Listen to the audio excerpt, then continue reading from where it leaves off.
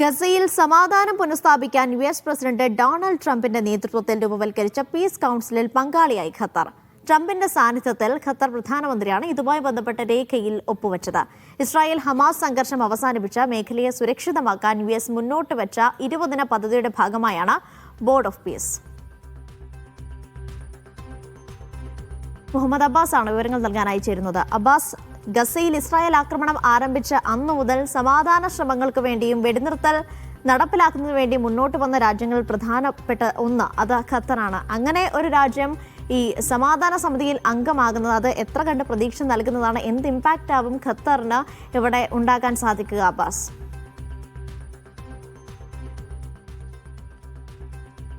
തീർച്ചയായിട്ടും ഇത് വളരെ സുപ്രധാനമായിട്ടുള്ള ഒരു ചുവടുവെപ്പാണ് ഖത്തറിൻ്റെ ഭാഗത്ത് നിന്നുണ്ടായിട്ടുള്ളത്. ഗസയിൽ ശാശ്വതമായി സമാധാനം പുനഃസ്ഥാപിക്കുന്നതിൻ്റെ ഭാഗമായിട്ട് യുഎസ് പ്രസിഡന്റ് ഡൊണാൾഡ് ട്രംപ് മുന്നോട്ട് വെച്ച 20 ദിന പദ്ധതിയുടെ ഭാഗമായിട്ടാണ് ഈ ബോർഡ് ഓഫ് പീസിൽ ഖത്തർ കൂടി അംഗമാകുന്നത്.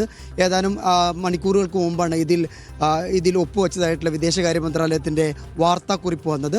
ദാവോസിൽ നടന്ന ചടങ്ങിൽ യുഎസ് പ്രസിഡന്റ് ഡൊണാൾഡ് ട്രംപും അതുപോലെ ഖത്തർ പ്രധാനമന്ത്രി ഷെയ്ഖ് മുഹമ്മദ് ബിൻ ജാസിം ബിൻ അൽത്താനിയുമാണ് ഇതുമായി ബന്ധപ്പെട്ട ഡോക്യുമെന്റിൽ ഒപ്പുവെച്ചത്. ഇതോടുകൂടെ യുഎസ് പ്രസിഡന്റും ഡൊണാൾഡ് ട്രംപ് ഗസയിലെ സമാധാനത്തിനായി മുമ്പോട്ട് വെക്കുന്ന ഈ ബോർഡ് ഓഫ് പീസിൽ സമാധാന കൗൺസിലിൽ ഖത്തർ കൂടി അംഗമാവുകയാണ്.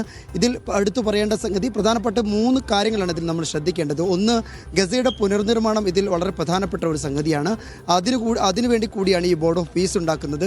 അതുപോലെ തന്നെ ഗസയിലേക്കുള്ള മാനുഷിക സഹായങ്ങളുടെ ഒരു ലഭ്യത ഉറപ്പാക്കുക എന്നുള്ളത്. മറ്റൊന്ന്, അന്താരാഷ്ട്ര നിയമങ്ങൾക്ക് അനുസൃതമായി ഗസ ഫലസ്തീനികളുടെ സ്വയംഭരണാവകാശവും അതുപോലെ അവരുടെ സ്വതന്ത്ര രാഷ്ട്ര പദവിയും വേഗത്തിലാക്കുക എന്നുള്ളത് കൂടി ഈ സമിതിയുടെ ലക്ഷ്യത്തിൽപ്പെട്ടതാണ്.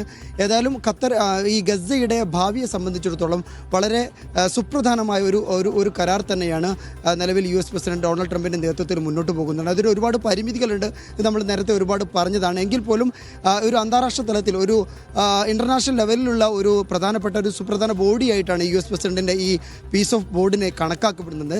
നേരത്തെ ഇസ്ലാമിക രാഷ്ട്രങ്ങൾ ഓൾമോസ്റ്റ് എല്ലാ ഇസ്ലാമിക രാഷ്ട്രങ്ങളും ഈ ഒരു സംവിധാനത്തെ സ്വാഗതം ചെയ്തിരുന്നു.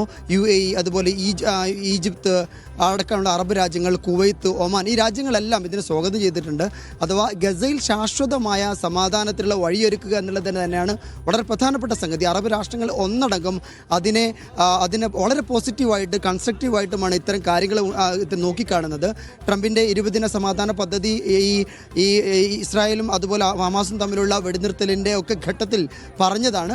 അതുമായി ബന്ധപ്പെട്ടാണ് ഈജിപ്തും അതുപോലെ ഖത്തറും കൂടി ഉൾപ്പെട്ട ഒരു വലിയ അന്താരാഷ്ട്ര സമ്മർദ്ദത്തിൻ്റെ ഫലമായാണ് ഈ ഒന്നാമത്തെ ഈ വെടിനിർത്തൽ പ്രാബല്യത്തിൽ വന്നിരുന്നത്. ഇതിൻ്റെ ഭാഗമായിട്ടാണ് ഇപ്പോൾ തുടർ സ്റ്റെപ്പുകൾ ഉണ്ടാകുന്നത്.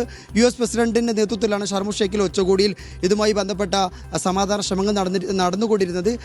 ഇപ്പോൾ നിലവിലും അദ്ദേഹത്തിൻ്റെ നേതൃത്വത്തിൽ തന്നെയാണ് അറബ് രാഷ്ട്രങ്ങളിൽ ഈ ഒരു സമാധാന പദ്ധതിയുടെ ഭാഗമാകുന്നത്. ഏതായാലും ഗസയുടെ ഭാവി എന്തെന്ന് നിശ്ചയിക്കുന്നതിൽ, അതുപോലെ ഗസയിലെ ട്രാൻസിഷണൽ ഗവൺമെൻറ്റിനെ നിശ്ചയിക്കുന്നതിൽ, അതുപോലെ ഗസയുടെ ആളുകളുടെ ഭാവി നിശ്ചയിക്കുന്നതിൽ ഈ ഒരു ബോർഡ് ഓഫ് പീസിന് വളരെ വളരെ പ്രധാനപ്പെട്ട പങ്കുണ്ട് എന്നാണ് നമ്മൾ മനസ്സിലാക്കുന്നത്.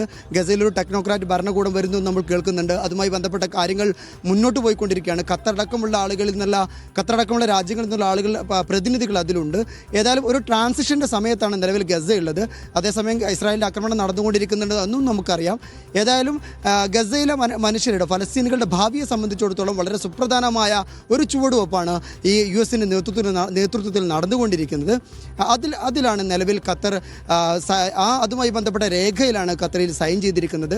ഏതായാലും ഖത്തർ മാത്രമല്ല, അറബ് രാഷ്ട്രങ്ങൾ, ഒമാൻ അടക്കമുള്ള, കുവൈത്ത് അടക്കമുള്ള, ഈജിപ്ത് അടക്കമുള്ള, UAE അടക്കമുള്ള രാഷ്ട്രങ്ങൾ ഇതിനെ സ്വാഗതം ചെയ്തിട്ടുണ്ട്. അതുമായി ബന്ധപ്പെട്ട കാര്യങ്ങൾ ഇനി വരും ദിവസങ്ങളിൽ കൂടുതൽ വേഗത്തിലാകുമെന്ന് തന്നെയാണ് പ്രതീക്ഷ. അനീഷ.